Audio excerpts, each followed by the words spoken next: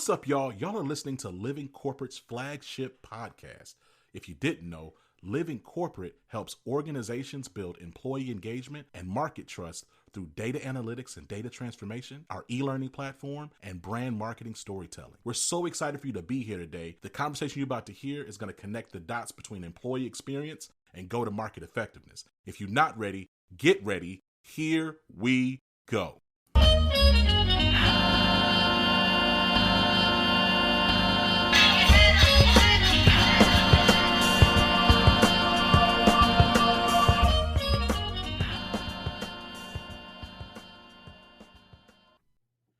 Roshan Kindred, CDO of PagerDuty, a very large, significantly valuated, publicly traded tech company. How you doing? I am doing wonderful, Zach. Thanks again for having me back for part two. Come on now. Now I got to get right to it. First of all, what does that shirt say? Oh, so it says undiagnosed, but probably I got it off of undiagnosed, but I'm pretty sure. Come on now. You can fill in the blank of what undiagnosed means. On any given Sunday, it has a whole lot of adjectives in there. So. I'm right there with you. I'm undiagnosed and diagnosed, so I receive and respect. So here's the thing. I want to get to it because I feel like part one we had a really broad discussion about a bunch of different stuff. I think this time I want to talk a little bit more about this moment, setting strategy, working with vendors, right? So a little bit of behind the curtain. And the reason I want to do that is because I think, we come into this work in this space, especially for me coming into corporate America, think about it. I was oftentimes one of the only few people that looked like me in a room. And then sometimes when like the head of HR or the chief diversity officer or whatever come in, they might look like me.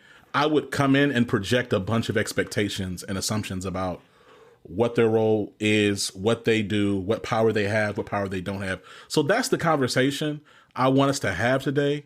Mm-hmm. I believe that the truth of the matter is that employee experience is like a responsibility of every leader in a company.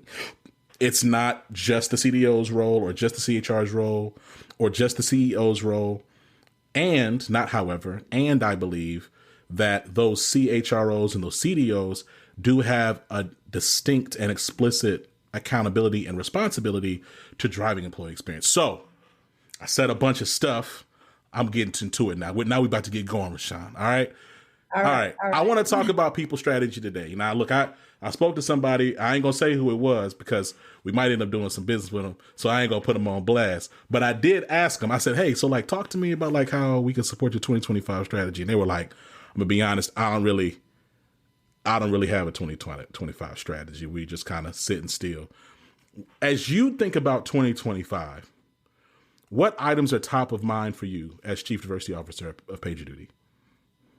So first off, I think I'll touch a little bit on the person not knowing what their position was and want to kind of speak to the not having a strategy. I think this strategy really is contingent upon the role that you play.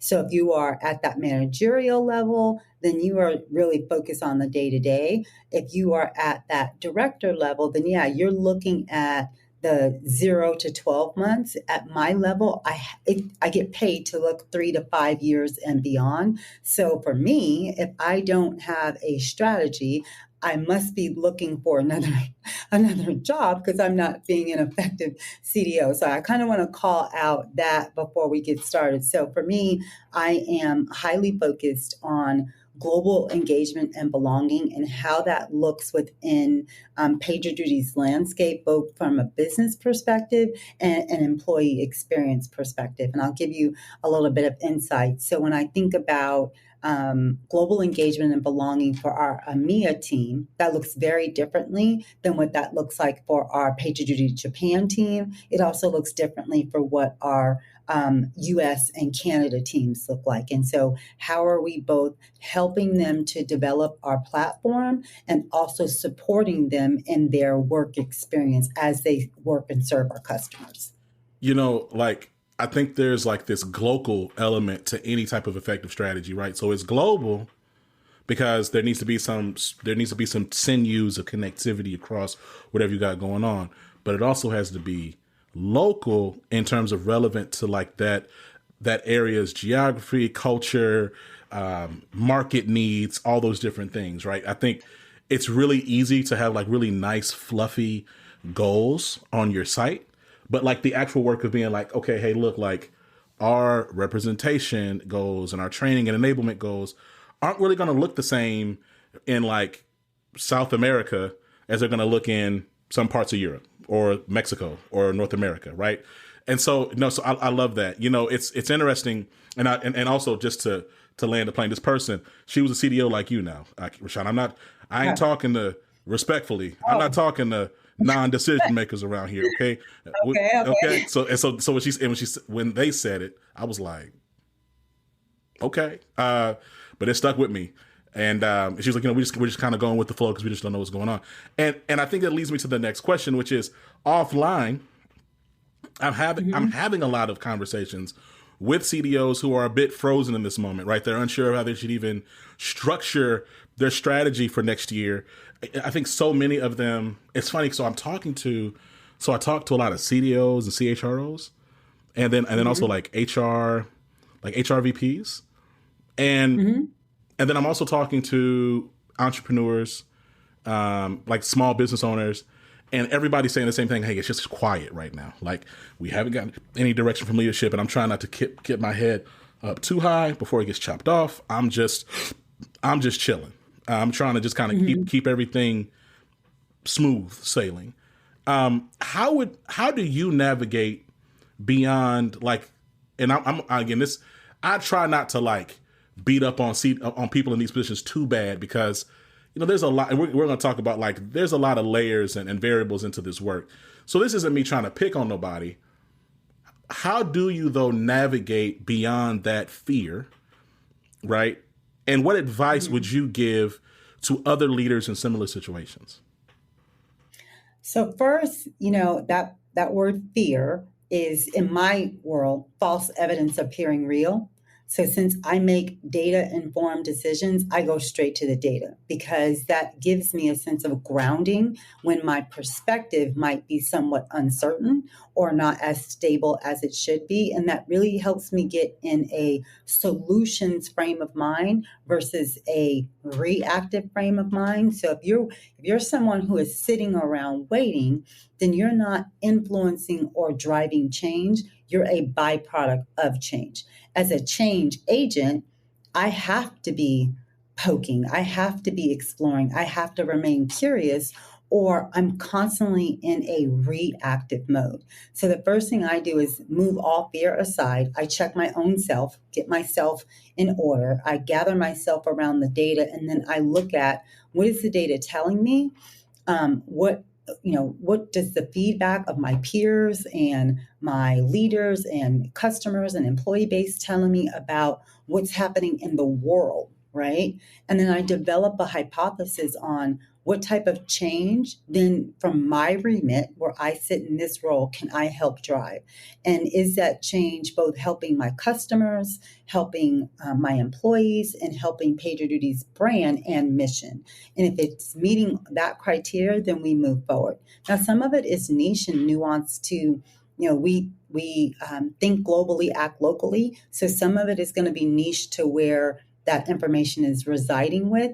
But when I think about from a strategic standpoint, I then again get centered on global engagement and belonging. And the reason why I chose something very broad is so that I wouldn't have to be stagnant, so that I wouldn't every year have to think about reinventing myself. But when you think about, what's going on in Iran, what's going on in North Korea, what's going on in the Middle East, if I apply global engagement and belonging to all of that, I can come up with a strategy and a resolve. But if I get very insular about my frame of mind or my point of view, then I'm always addressing scenarios or situations. I don't have the expertise as a sole individual to say I'm the subject matter expert of everything, but I will keep a broad enough perspective so that I can take in opinions and foster that sense of belonging that will help people as they navigate those situations of life. So my advice would be, keep it real. Be flexible with your own level of understanding, but resolve yourself in the data. Because one thing that data doesn't do, data doesn't lie. Data doesn't lie. Data gives you trend. History has proven to repeat itself. So if you can have some learned experiences from looking back in the past, filling in those gaps, you're on to something that's going to prove to be beneficial. It may not be the exact resolve that you need for that situation, but it's going to keep you progressing forward and not standing still. I love that. And, I think the only thing I want to note about what you're sharing is, to your point about fear and leveraging data to then kind of navigate beyond and push beyond fear, is that folks be scary out here, Roshan. Like people are scared. Like, and I've had some conversations. I mean, I worked for a pretty, they've since gone private, but I worked for a fairly large tech company, and their, the CDO at the time, they were new at that level. And there were other factors, right? Personal factors, where it was like, look, like, I ain't really been in this kind of seat before. I don't want to lose this seat. I'm trying to, I'm kind of like on my last little stint in this thing. I'm older. And so I love that though. And I think what's interesting too is, as some things like, well, how do you get past that? But it's like, well, if you don't pursue the data to then help you understand what the reality is, then you're just going to be in a fear-driven cycle, right? So like so often what'll happen is, and this is not blaming CDOs, people in these positions, because there's a lot of other reasons why that revolving door is so short. But it's like, man, if you just sit around and wait, it's like, look, you either going to get laid off or get fired because the average lifespan of a CDO is like 18 months, or you can at least push and try to do something and maybe make an impact on something, as opposed to your point, just being like an outcome of something. Like I think you and I are probably really similar in that way. I like that. I like, it's like, well, damn, I mean, either way, something's going to happen. I might as well. Exactly. You said it before I could. Right? Like, I think too, I want to kind of go back and peel the onion a little bit when you were talking about, the average lifespan and that fear factor, right? Or just the uncertainty factor. So when you get into anything new, when I first came to PagerDuty, like, I don't want to say it was fear, it was the unknown, right? I'm learning to navigate. I recognize that I'm not this position, but I sit in this seat. And what does that mean for somebody as a Black woman? What does it mean to sit at the CDO seat in a publicly traded organization? And one of the first things I did was recognize that I don't need to be perfect. This is my first time sitting at this seat in a publicly traded organization. So what do you do when you first sit down anywhere? You adjust, right? You got to get adjusted. You got to make yourself feel comfortable. So what mechanisms, what resources are you doing? What affiliations have you gotten involved with? How many points of connection do you have with other CDOs that are more seasoned than you that can teach you some best practices about how you sit in this seat? That is what's going to help you become more comfortable. So the thing that I realized is that I had to take charge of my own success. Nobody was going to come by and say, oh, you're new, let me help you. People were going to help you for at least in my case, when I found myself helping myself. And what I mean by that is being very transparent and with my other CDO associates saying, I have never dealt with this. And this does not feel good. And yes, I don't want to lose my job, but in the same factor, I do have a job to do.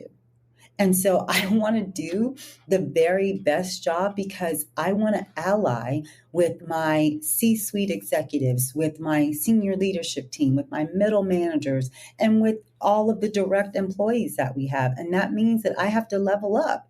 And so I had to go out and get that sense of community and that sense of belonging to develop that presence. I had to do some soul searching within myself to say, what type of leadership skills are you lacking so that you can come into this environment and be the person that you want to become, and then keep evolving. So that's number one, is to make sure that, again, like, you are bringing your best, most authentic self into the scenario. And that's not a perfect person. That's a person like anyone else that's learning to adjust. And then once you sit there and you get adjusted, what is at hand is, do you have a point of view? Like, for me, I don't worry. I do worry. So I want to be clear. I am not worried in the sake of I don't know what to do. My concern comes with, how should we respond? So I know what to do, because there's always going to be a contingency plan. Even when we have a plan, there's going to be a plan B. But, like, how does that impact my people? How does that impact the way we do business? How are my customers going to respond or react if the world changes this way, the world changes that way? So my concern is not about preparation. It's more about, how do I respond in a way that is going to be a benefit, that's going to add value, that's going to be a support mechanism to what's going on, and not a adversarial or non-empathetic or lack support for, or empathy for, what's taking place. So for me, I want to know, do I have the capacity to deal with the unknown? I love that. I want to pivot a bit because, I enjoy our conversations on and off the mic. I know you're going to keep it a stack with me. I find this position of CDOs frustrating. Okay, I do. Like, it's a really paradoxical, just feelings I have about them, like, really, in the role. So like, on one hand, I have to respect folks who work, because we're in a capitalist society. You have to work to have a job. Okay, so that's just the way it goes. On the other hand, I can't tell you how many personal experiences I've had and stories I hear from others from people who are in these positions, who do not push or advocate as much as they could, especially for those who look like them, seemingly, keyword, seemingly. I'm going to say it one more time, because people in the back be sensitive. I was going to say, for the people in the back. Yeah, seemingly in a sense of spirit of self-preservation, right? And I say this to say, I don't think I'm looking for folks to be necessarily James Baldwin or Kwame Ture, right? I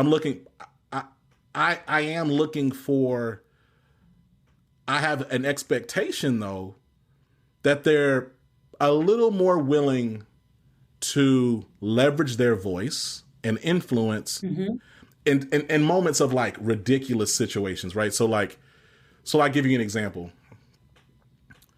Layoffs are happening left and right. All these organizations. I got a notification literally before we got on in this conversation about this AI company, ironically, laying off like 1,300 people. And, like, they got laid off without no warning. But we also see, oftentimes, there's been, like, a bunch of research and things around, like, when mass layoffs happen, Black and brown people are disparately impacted, right? I've also, because I own a company where people send me, like, personal stories, like, I've had stories of, like, where it's like, hey, we're to lay off this whole department, and everybody in the department Black, and there was no pushback on it, and they were like, hey, if they sue, let them sue, right? So, like, these types of moments where it's like, dang, or the data that shows, hey, like, Black women are oftentimes underpaid. They might even be properly leveled, but they're paid the same as, like, people 2 levels below them. Like, these are, like, trends that happen all the time. Where's the voice in that, right? And so, what in your mind, especially in this moment, would you say CDOs, specifically, I'm speaking to CDOs, I'm not speaking to managers, I'm not speaking to mid-level managers, CDOs are responsible for, and what are they not responsible for by merit of the seat that they sit in? So it's an interesting question, and thank you for it, because when you first started off, my mind first went to all of the things that you won't ever see. You won't ever see that advocacy.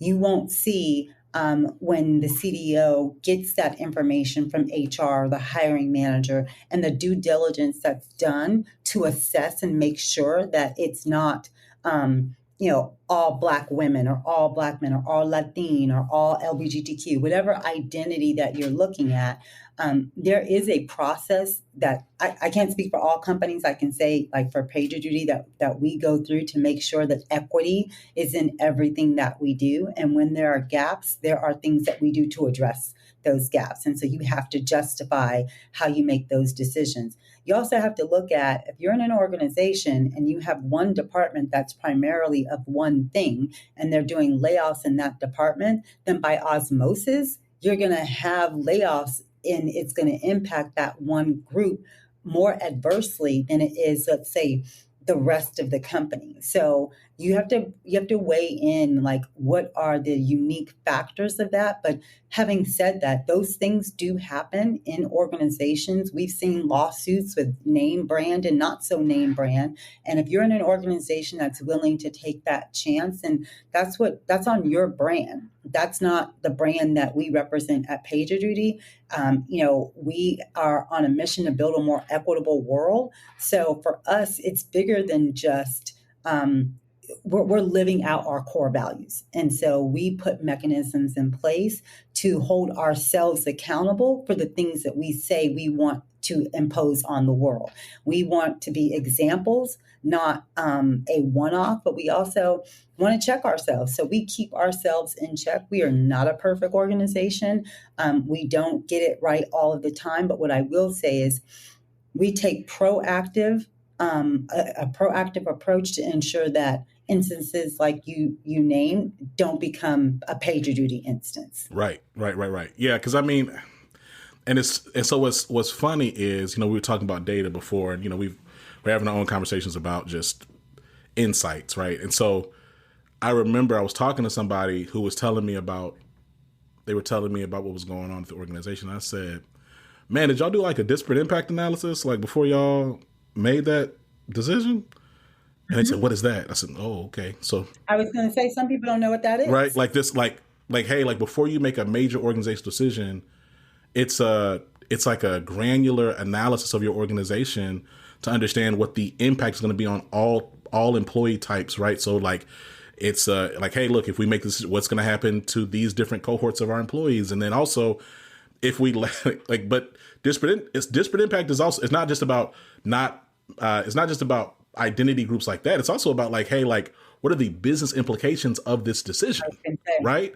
So like, hey, like if you decide to lay off like 10% of a group and they're Black and brown, well, that's okay. Well, that's one problem. But then also what customers are they engaging, and like, what is that going to do over time? Like beyond to like your immediate, like to revenue, like to generate revenue in this department or whatever the case is, if you decide to keep that product line or service line. But also, like, what is it going to do to your reputational brand, right? So it's like that type of just that thinking, right? It does not happen as often as one would assume, right? And so like that's where I'm just like, man, like what are we doing? Sometimes this work, Roshan, it seems more often, right? And this is like not me. Yeah, I'm not the person. This is my show. I'm gonna say it. It just seems very ornamental sometimes, right? It's like, okay, like what strategic work are we doing right now? Because like we're in this really unique position. When you think about the timing of like where we're at, especially when you look at like 2020 to now, right? Like we were like in this huge racial reckoning in 2020. Police brutality was front of ticket. There's a pandemic, and it's kind of eerie, right? Because like looking at this election, racial conversations are starting to become more and more like back to the forefront. There's concerns about a pandemic again. Like there's all these, and this cycle is speeding up. It feels like, again, I'm not saying this moment is carbon copy to 2020. I'm saying though that you can kind of see some thematic points of similarity. So history repeats itself.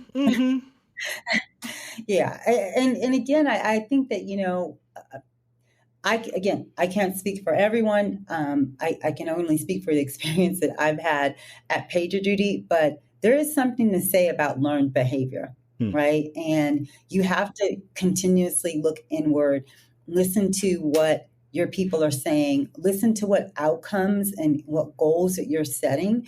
And if you don't do those things, if you are just sitting down and you're reacting, then you're going to keep re-experiencing those same nuances. But if you are a change agent, if you are seeking to drive change, seeking to achieve your goals, working backwards from a vision, then your outlook on what's happening now is but one component of how you get to that end goal. So there's always going to be a something. I would love to say that we live in utopia and everything's just going to go as planned, but then you wouldn't have leaders, right? So I feel like as a leader, it's incumbent upon me to build the strategy, the know-how, to have the points of connection to be able to navigate through all this change, because change is ever constant and it's never going to stop. And so I think it's as leaders, what are we doing? What point of view are we establishing about what tomorrow is going to look like? And what capacity are we creating in order to handle tomorrow? And do you understand what nuances are out there and what you need to be, what support you need to navigate those nuances? If not, you're just going to keep living out history. You're going to be a character in history and not someone who's helping shape or navigate history. Come on now. And I, for one, want to be on the side of those who are changing history, not experiencing history. Come on now. Let's talk about lifting as you climb, right? I think so there's this thing, right, where and we're going to talk about politics in a little bit, like relative to how it impacts work. But, I never forget, this is random. I was in college and I wasn't really politically aware for real. I was a freshman in college, you know what I'm saying? So I was just kind of where my wife at, So, and so, but anyway, I remember a good friend, they're good friends now. At the time I barely knew him, but the, one of them said, man, I love Clarence Thomas. He's so great. And then the other person was like, Clarence Thomas is not great. He'd be and he listed all of his laundry list of problems, right? This was way before he got ousted as a side piece. I'm talking about this was before that, right? This is in 2008, right? So we didn't know none of that. We didn't know he was getting flued out. So this is about just backstory. And he said, but the reason I bring this up is what he said, and it shut the whole conversation down. I was like, oh snap. He said, Clarence Thomas be opening up doors and slamming them behind him. What's going, who, where are the people that look like us that are going to help us? And when I think about lifting as you climb, especially in a position of to leadership, beyond necessarily putting somebody on and getting them a 9-to-5 job, what does it look like to work with small businesses and identify vendors to support, you know what I'm saying, your organizational and operational strategies? So I want to ask you about how you determine the right vendors to work with. But first, I want to ask, do you think small business owners have misconceptions about leaders and the budgets they may or may not have in terms of and kind of how to ingratiate with a brand? So I think it really depends on when you're having that budgetary conversation. So if you work for a large organization and you're in charge of a budget, there is a budget season that the due diligence, as I call it, that you use in order to help you navigate through the year. So if you come to me in the middle of the year, I don't have the budget. There's no wiggle room because I've been given X amount of dollars and those dollars were allocated during budget season. So I think as a small businesses have to think about who they're targeting and be very strategic in their ask. If you're asking for funds and you need them in the next 2 months, you probably are not going to get that from a larger organization. You might want to work with someone who has a bit more flexibility in how they allocate their spend.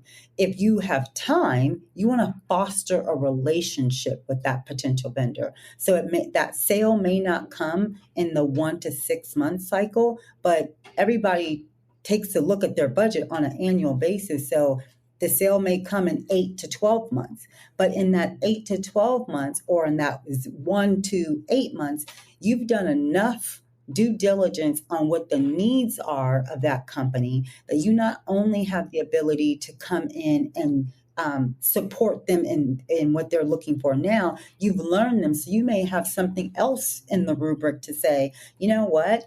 I'm looking at your platform. I know that you need this technology, but we also have this other aspect of what we bring. And I think putting those two together gives you a more robust platform than if you were to use one or the other. But you wouldn't have learned that if you just came in from where you were and your need and what you needed to accomplish. So for us, I think about how PagerDuty engages with their customers. We're looking to solve big problems for big customers. Well, you don't just come in the door knowing what everyone's problems are, right? You have to foster that relationship. You have to understand what the needs and complexities and obstacles are of your customer. And then you can say, now here's how I help you. And in return, me helping you, yeah, it does. I have a product, I have a service, but I'm solving for your problem. I'm not selling you something. So I think that small businesses have to come with a very consorted approach to how they engage larger organizations. If you're dealing with like peer to peer, then you got to think about, okay, let's keep it real. What does your budget look like? What does my budget look like? What are your needs? And how can we maybe partner together to get some things done? So it really is contingent upon like where you are and who you're talking to. But I do think that when it comes to small businesses, the world of technology changes everything. And so a small business today is a major corporation tomorrow. And so I love dealing with small businesses because that is my way of lifting as we climb. When I talk to a small business vendor, I'm like, listen, these are the things that I need. This is what's going to help sell you. Even if you don't get my sale, I'm going to give you something so that you can be more equipped when you go to the next person that has the same situation that I have or the same platform needs that I have. Something to help them grow because, again, small businesses are the heartbeat of corporate America. And at least in my opinion, and small businesses, again, move into various stages of a business's life cycle. Facebook wasn't Facebook when it first started out. It was two guys in somebody's garage. So you never know where an organization that's small today, where they're going to be tomorrow. And so for me, I look at it as an opportunity to both give back, to support, and even do business with someone that's on their own journey of their business cycle. I love that. You talked earlier about just PagerDuty living out its values and being equitable in the decisions you make. When we talk about identifying vendors, what role does equity play, if any? And kind of like, I think concurrently with that, what advice would you give to large P&L owners seeking to support small businesses in 2025? So I think, I'll give you a good example. I won't name the vendor's name, but I was working with a smaller vendor that I wanted to bring on to help automate our ERG process. And we were dealing with compliance, and they had a huge element of the contract that like a small business would not actually need that much of this component. And so we went to legal and we went to our procurement department and said, listen, this is a small business. It's a brother and sister owned business, minority business owner, but look at their product. Their product does everything that I need their product to do. Tell me what, if any, breaches in working with this customer that we would run up against. Where's the risk? So we did a risk assessment. Yep. So you're applying this policy to this organization who doesn't need this level of support only because that's just the way your policy reads and that's just the way that it's been. But there's nothing that would harm PagerDuty's brand, or it's just there because that's just the way it's always been. And so it's taking the due diligence and saying, yes, we have policies, we have a rubric, but let's really, drill down. Why do we need that thing? Now, with a larger organization, that may be like the specific instance that I'm speaking of, you may need to put that rubric together. But where this vendor was working, it wasn't going to breach our systems. It wasn't going to breach our, it's in support of our ERGs. So there's a different level of engagement. And we felt like this was a room where we could have some flexibility in order to bring on this vendor. And it's been working excellent. So we're very happy with that relationship, but happy to also look at how we do business and make it easier for smaller businesses to work with us. You know what though, like with that, the presumption there, like of what you're just like in the scenario you outlined, and salute to that small business, is intentionality, right? Like you had to, one, be clear with what your strategy was and exactly what you needed. You had to, two, like make the time to really understand like what the bounds are for this small business, and like pay attention when they're explaining, because sometimes I know y'all are busy. Like I'm talking about the P&L. Y'all are so busy, and so it's easy for your eyes to glaze over, and when people are kind of explaining things. But so like to be present, and understand. Okay, wait. So this is exactly what they're doing. Okay, great. Let me match this up. So then, in doing that calculus, then like the other thing that you did that I'm hearing is you had the courage to then go advocate for that small business and like really interrogate the processes and policies that really are creating disparate impact, and not in this, again, disparate impacts, not intentional. It's just, hey, like these standardized policies just aren't. They're not. Are they, like? Let's ask ourselves: are they really needed for this in this scenario? So that's really dope. I think if I could just interrupt you there, I think it's two-part to that. So one, it's about dealing with inclusive leaders. So I can't take complete ownership for that. I was dealing with individuals within our procurement department, within our legal department, that had an inclusive mindset, that was open to evaluating what that policy was and the efficacy of imposing that policy. And then the small business had the wherewithal to push back with a solid point of view as to why they needed to be given some sense of or apply equity to that scenario. So it wasn't solely me looking at it and going, hey, I'm going to advocate for my small business. It actually was the small business getting into that contractual element of negotiation and saying, I can't meet that requirement. Our business is not there, but it's also not required for our business to be there in order to do business with you.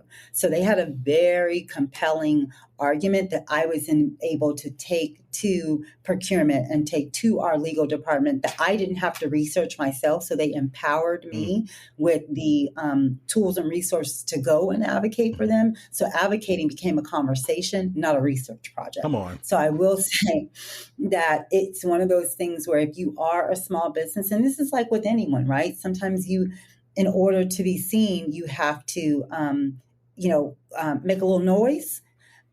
They were willing to advocate and be boisterous in their approach, but to arm me with the information that I needed so that I just was a conduit.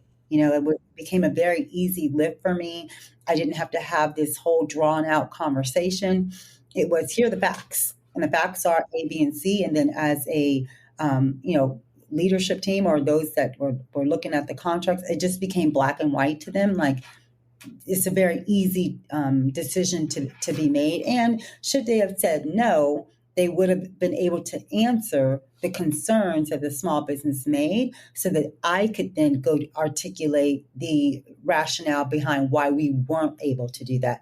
But advocating and saying, hey, I'm a small business and you should look out for small businesses, we need the hookup, that's not a narrative that I can take back to procurement or to legal to say, hey, help me. So I think, again, it's incumbent upon any of us. I mean, if I had to do that, even if I was a large business, do your homework. And I'm big on, I sit in the seat, but I am not, I'm someone who's shining the light with my position. What your responsibility is to be on point when the light is shined on. Come on. We talked about that a little bit in part one, because you're looking for places to shine the light. And if you're not in position, well, then I got to take my light and shine it somewhere else. And I mean, at that context, you were talking about employees, but it applies to vendors too, of any size, frankly. Well, and it helps you, we're talking about lifting as we climb. So this same small business, when someone asks me about, hey, I'm looking for a small business to do what they do, I felt very comfortable advocating for them because I knew that put in a room, they could advocate for themselves. Come on. So it's one of those things where I want to do business with people who know how to do good business, but people that know how to speak up for themselves, that feel comfortable taking up space in a room where they know that their service can be of value and not be willing to shrink down just because they're small, because small businesses do powerful things. So for me, that's what I look for when I'm lifting as I climb. I want to lift you up, but I want to know that you can, when you get to that next level, you can perform, because that is also my brand that's on the line. So I don't want to put you in places where you're not able to elevate your game. So it is definitely incumbent upon us to all, mentorship with sponsorship just doesn't work, but you've got to have something to put into that equation. You just can't say, I'm here, develop me, or I'm a small business, like help me out. Do you have the proper regulations? Do you have insurance? Do you understand how to do contract negotiations? Like all of those things play a role in someone trying to lift you up and help you get to the next level. Come on now, you spitting. I ain't gonna hold you. This is part two. I in my mind I was like, I don't know. I'm trying to figure out, is this going to be as good as part one? The sequel is better. The sequel is pretty great. Now look. We're not Living Corporate is not we're not a politics podcast, right? Like now, so we've had, and we do have recurring guests, W. Kamal Bell and Jason Johnson and folks like that. We've had elected officials, but we're not really like a politics podcast. We really like to talk about the world of work. However, we're not going to act as if politics don't play a role in employee and customer experience, and especially election years, they don't have impacts on folks day to day, right?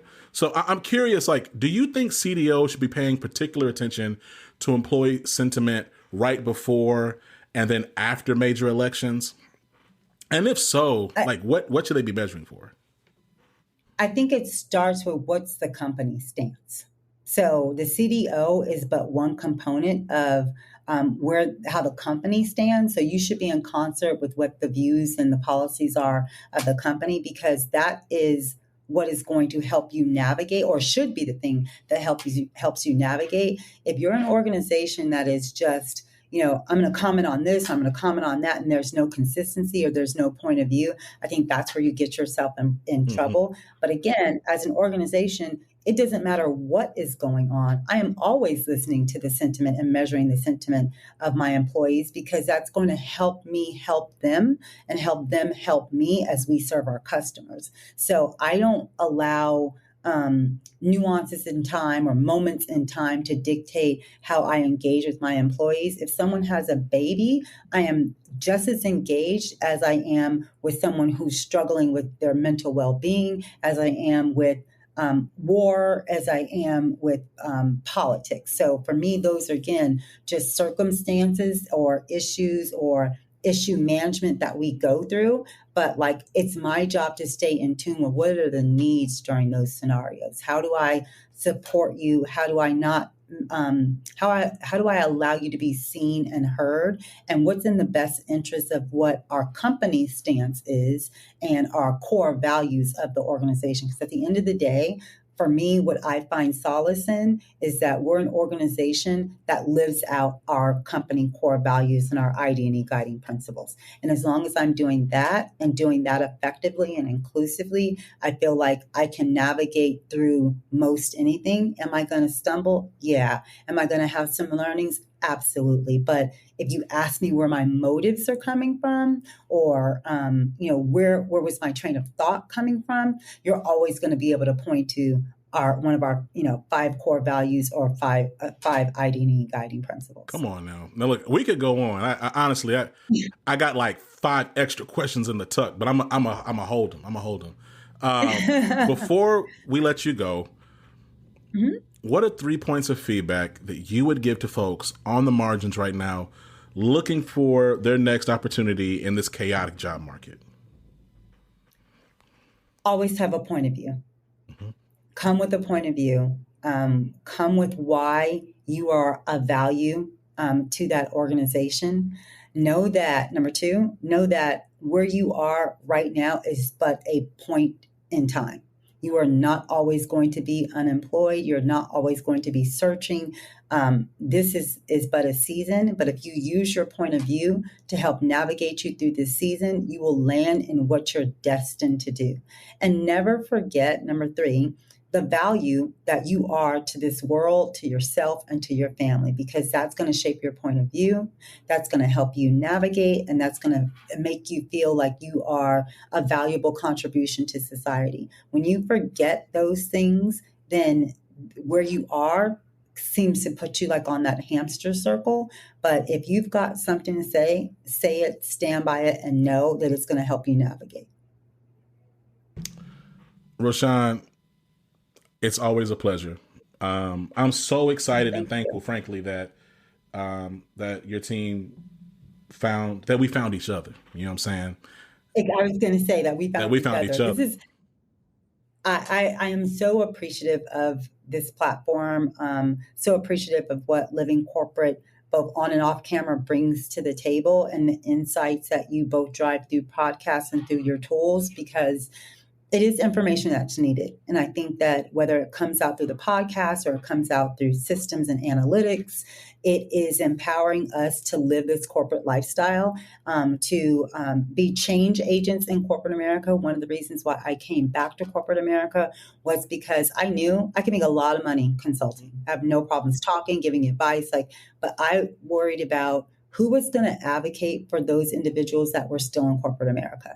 And so I opted to return to corporate America to be a change agent, to be a positive light, to help drive change and to make a difference for those individuals that were still in corporate America. So I just thank you for your philosophy and the impact that you're trying to make both within corporate America and just society at large. So. Well, doggone, that's going on. We're going to clip that up. I appreciate that.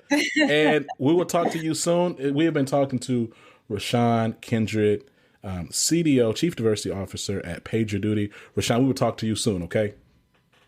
Okay, take care. Peace. Bye-bye. Living Corporate is a podcast by Living Corporate LLC. Our logo was designed by David Dawkins. Our theme music was produced by Ken Brown. Additional music production by Antoine Franklin from Musical Elevation. Post-production is handled by Jeremy Jackson. Got a topic suggestion? Email us at livingcorporatepodcast@gmail.com. You can find us online on Twitter, Facebook, Instagram, and living-corporate.com. Thanks for listening. Stay tuned.